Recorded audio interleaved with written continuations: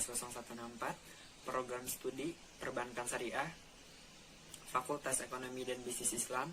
Tugas ini disusun untuk memenuhi salah satu tugas UAS saya, mata kuliah Metodologi Studi Islam, dosen pengampu Fadilah Adelina, MPDI. Baik, saya akan menjelaskan profil tokoh Ibnu Rus. Ibnu Rus lahir di Cordoba, Spanyol pada 520 Hijriah dengan nama lengkap Abu Al-Walid Muhammad Ibnu Ahmad Ibnu Muhammad Ibnu Ahmad Ibnu Rus. Saat itu Cordoba merupakan kota paling menonjol dan terkenal keilmuannya di Andalusia, Spanyol. Ibnu Rus tumbuh di tengah keluarga terhormat dan memiliki tradisi keilmuan yang kuat. Ayah dan kakeknya pernah menjadi kepala pengadilan di Andalusia. Ia sendiri pernah menduduki beberapa jabatan, antara lain sebagai kadli atau hakim di Sevilla dan sebagai kadli al-Qudlat atau hakim agung di Cordoba. Sejak kecil ia mempelajari Al-Quran, tafsir, hadis, fikih, dan sastra Arab. Setelah dewasa, otoritasnya tertuju pada ilmu. Sudah.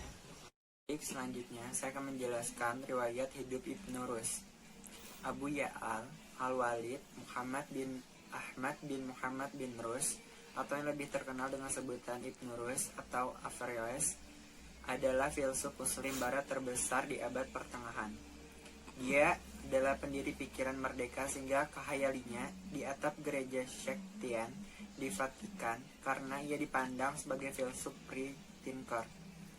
Dante dalam Divina Commedia yang menyebutnya sang komentator karena dia dianggap komentator terbesar Aristoteles. Secara resmi, Ibnu Rus memang diminta oleh Amir Abu Ya'al Yakub Yusuf untuk menulis komentar atas berbagai karya Aristoteles, di mana untuk setiap buku dia membuat tiga kategori komentar: risakan, jami, komentar singkat takhis, dan komentar detail syekh atau tafsir. Yang terakhir disiapkan untuk mahasiswa tingkat tinggi. Akan tetapi, bagaimanapun juga, untuk memperoleh suatu pemahaman yang benar tentang pemikiran filosofis dan teknologis Ibnu Rus, sumber yang paling penting tentu saja tafawud at-tafawud. Ia lahir di kota Cordova, ibu kota Andalusia. Kakeknya adalah seorang ahli fikih dan ilmu hukum terkenal. Di samping menjabat sebagai imam besar di Masjid Jami, Cordova, ia juga diangkat menjadi hakim agung. Setelah meninggal, jabatan hakim agung ini diteruskan oleh putranya, Ayah Ibnu Rus. Tampak di sini bahwa Ibnu Rus terlahir di keluarga ahli-ahli fikih dan hakim-hakim. Baik, selanjutnya saya akan menjelaskan karir intelektual Ibnu Rus. Ibnu Rus bukanlah filsuf muslim pertama di Andalusia, karena sebelumnya telah muncul beberapa filsuf dan ilmuwan penting di kawasan barat dunia Islam itu, seperti Ibnu Mashrah al-Qurtubi, Ibnu Hazm al-Qurtubi, Ibnu Bajjah, dan Ibnu Tufail Muslim terbesar dari Andalusia. Dan sebagaimana dinyatakan oleh Corbin masa Ibnu Rus, itu merupakan puncak kemunculan filsuf besar dari wilayah negeri tersebut.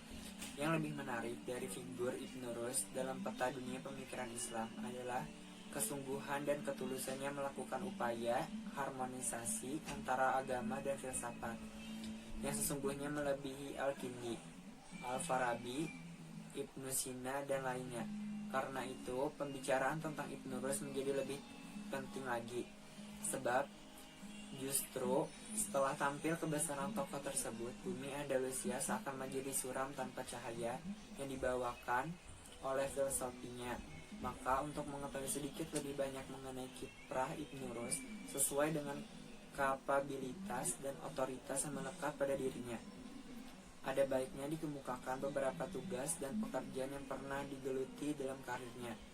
Dalam tugas-tugas pengabdian kepada negara, dengan kapasitas intelektualnya, misalnya ia sebagai seorang ahli hukum dan dokter, sebagaimana disebut di atas adalah Ibnu Rus berasal dari keluarga yang mempunyai otoritas dalam bidang hukum politik. Ayah dan kakeknya, di samping sebagai faqih dalam mazhab Maliki, juga pernah menduduki jabatan penting sebagai kadi, maka demikian juga Ibnu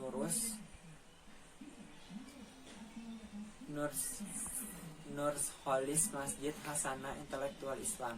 Sebagaimana digambarkan di atas, kiranya komitmen keilmuan dan kapasitas intelektual Ibnu Rus tidak diragukan dengan jelas.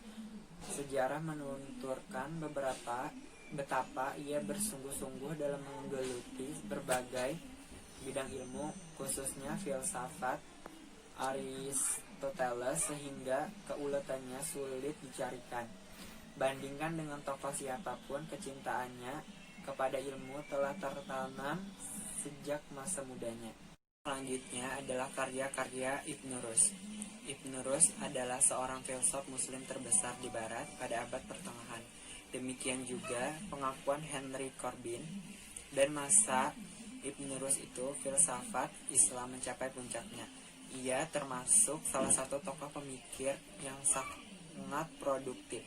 Karya-karyanya meliputi berbagai bidang seperti filsafat kalam, fikih, falak, nahwu, dan kedokteran. Namun, sangat disayangkan, banyak diantaranya karyawan yang tidak dapat ditemukan lagi apabila yang masih tertulis dalam bahasa Arab, karena sebagian besar karyanya yang masih dapat ditemukan berupa terjemah dalam bahasa Ibrani dan Latin.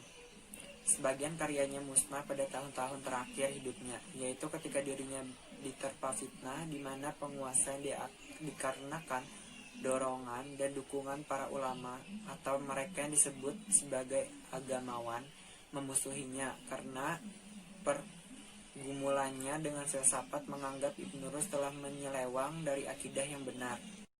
Ia bersama beberapa tokoh yang dituduh telah mempelajari filsafat dan ilmu-ilmu kuno atau ulum al-awail diasingkan, dan di buku-bukunya pun dibakar atas perintah khalifah, kecuali buku-buku tentang kedokteran, hitungan atau matematika, dan astronomi. Karya-karya yang dapat ditemukan dan diselamatkan dari pemusnahan pada umumnya masih berupa 10 Aminullah El-Hadi, Ibnu Rus Membela Tuhan, halaman 41, manuskrip yang sebagian besar terdapat di perpustakaan Escorial di Spanyol.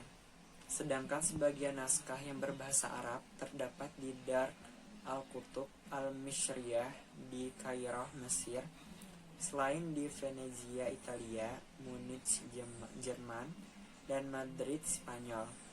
Secara umum, karya Ibnu Rus dapat dikelompokkan menjadi karya asli, ulasan panjang atau syurah kubro atau penafsiran, dan ulasan sedang, syuruh wutha atau jawami, dan ulasan pendek, syurga atau ringkasan tahsyat. Selain karya-karya aslinya, karya ulasan itu sebagian besar dilakukan terhadap karya-karya Aristoteles.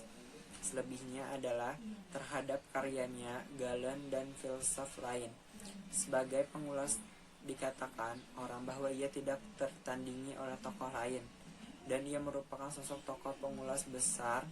Konon Ibnu Rus sendiri tidak menguasai bahasa Yunani, sehingga untuk melakukan pekerjaan tersebut ia merujuk kepada berbagai terjemah yang telah ada dibuat oleh para penerjemah profesional terdahulu seperti Hunain Ibnu Ishaq Ibnu Hunain, dan lain-lain. Dengan mengambil terjemah-terjemah tersebut, Ibnu Rus menyeleksi dan mencari yang paling tepat untuk mengesampingkan yang salah, sehingga ia dapat membersihkan pemikiran Aristoteles dan unsur-unsur Platonik.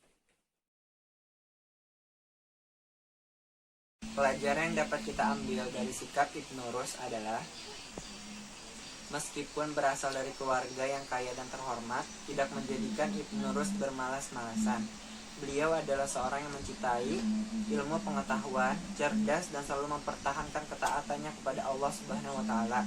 Terdapat suatu riwayat yang menjelaskan bahwa dirinya tidak pernah terlepas dari membaca buku kecuali di malam saat orang tuanya wafat dan di malam pertama hari perkawinannya, dan juga kepintarannya dalam berbagai bidang, khususnya bidang filsafat. Dan sekian penjelasan dari saya, mohon maaf jika ada salah kata.